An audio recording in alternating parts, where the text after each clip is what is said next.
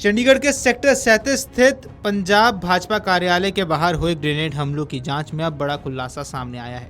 शुरुआती तौर पर जिस घटना ने सुरक्षा एजेंसियों को चौंका दिया था, वो अब इसी मामले में पुलिस ने आरोपियों की पहचान कर ली है और उनके भागने के तरीके का पूरा घटनाक्रम भी सामने आ चुका है। इस हमले के बाद आरोपी किस तरह मौके से फरार हुए थे, इसकी पूरी कहानी सीसीटीवी फुटेज, खासकर सिटी ट्रांसपोर्ट यानी कि सीटीयू बसों में लगे कैमरों से सामने आई है।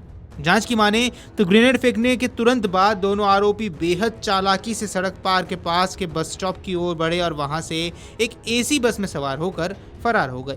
ये घटनाक्रम इतना तेज और योजनाबद्ध था कि शुरुआत में पुलिस को अंदाजा भी नहीं लग पाया कि आरोपी पैदल भागे हैं या किसी वाहन का इस्तेमाल किया। लेकिन जब आसपास के सीसीटीवी फुटेज खंगाले गए तब स्पष्ट हुआ कि हमलावरों ने भागने के लिए सार्वजनिक परिवहन का सहारा लिया। पुलिस ने दोनों आरोपी की पहचान फतेहगढ़ साहिब जिले के खमाणो क्षेत्र के गांव रतनगढ़ निवासी अमरप्रीत उर्फ अमन और गुरतेज के रूप में की है। बताया जा रहा है बुधवार शाम करीब 5:53 पर हमले के महज 2 मिनट बाद ही दोनों आरोपी सेक्टर 37/24 के पास बस स्टॉप पर पहुंचे थे और वहां से बस नंबर 35D में चढ़ गए। बस में लगे सीसीटीवी कैमरों से उनकी गतिविधियां साफ तौर पर कैद हुई, जिससे जांच एजेंसियों को महत्वपूर्ण सुराग मिले हैं। फुटेज में साफ दिखाई देता है कि एक आरोपी सिख युवक है जिसने अपने चेहरे पर काला रुमाल बांध रखा है तथा उसकी पहचान छिपी है। दूसरा युवक जिसने ग्रेनेड फेंकने वाला बताया जा रहा है सामान्य तरीके से बस में सवार हुआ। दोनों बस के अंदर ड्राइवर के पास खड़े रहे और पूरे सफर के दौरान ज्यादा ध्यान आकर्षित नहीं किया।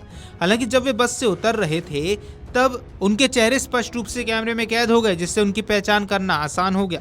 इस पूरे मामले की निगरानी खुद एसएसपी कंवरदीप कौर कर रही हैं। उन्होंने टीम के साथ आरोपियों के संभावित रूट को ट्रेस करते हुए खरड़ तक की जांच दी है। पुलिस ने बस के ड्राइवर और कंडक्टर से कई घंटों पूछताछ की और बस की गहन तलाशी भी ली। हालांकि बस से कोई संदिग्ध सामान बरामद नहीं हुआ, लेकिन सीसीटीवी फुटेज ने केस को सुलझाने में अहम भूमिका निभाई है। हमले के दौरान एक वीडियो में आरोपी के हाथ में हेलमेट देखा गया है। इससे पहले ये आशंका जताई जा रही है कि हमलावर बाइक पर आए थे, लेकिन जांच में सामने आया है कि यह सिर्फ पुलिस को गुमराह करने के लिए एक सोची समझी साजिश थी।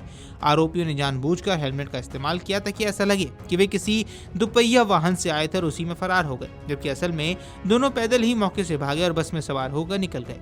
जांच में एक और दिलचस्प और महत्वपूर्ण पहलू सामने आया है जिसने पुलिस को आरोपियों तक पहुंचाने में बड़ी मदद की। बताया जा रहा है कि दोनों आरोपी बस में चढ़े तब उनके पास पूरे किराए के पैसे नहीं थे।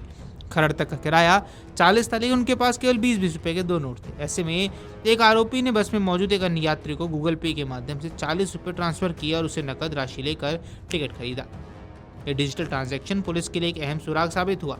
इसके जरिए जांच एजेंसियों को आरोपियों के मोबाइल नंबर और बैंक से जुड़ी जानकारी हासिल करने में मदद मिली। इसी आधार पर पुलिस ने उनकी पहचान की और उनके घरों तक पहुंच बनाई। हालांकि जब पुलिस उनके घरों पर दबिश की तो दोनों आरोपी वहां मौजूद नहीं थे। पुलिस सूत्रों की माने तो अमरप्रीत उर्फ अमन पहले से ही आपराधिक गतिविधियों में शामिल रहा है। उसके खिलाफ हत्या के प्रयास, एनडीपीएस एक्ट और चोरी जैसे कई मामले दर्ज हैं।